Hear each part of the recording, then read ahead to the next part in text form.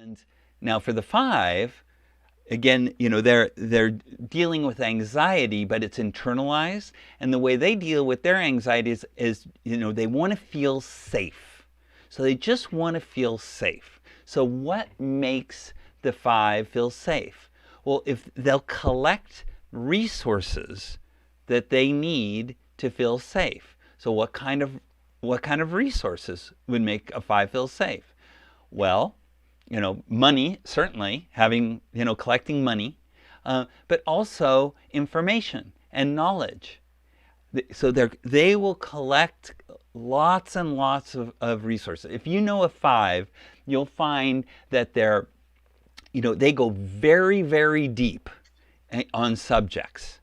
So I was talking with a client the other day, and we went around. We talked about how he was in the military and he knew everything about all the military weapons, and he could just talk through everything.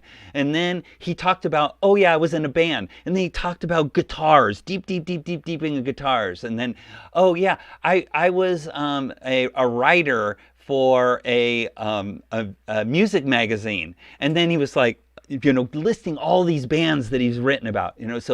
So these are the just like very narrow and very deep. That is very typical of a type 5. So they end up they might be in engineers or in academia, in finance, but really deep topics. That's kind of their comfort zone.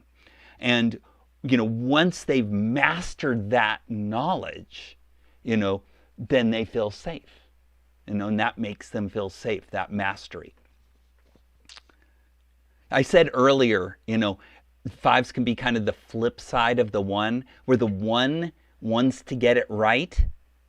The 5 is afraid of getting it wrong.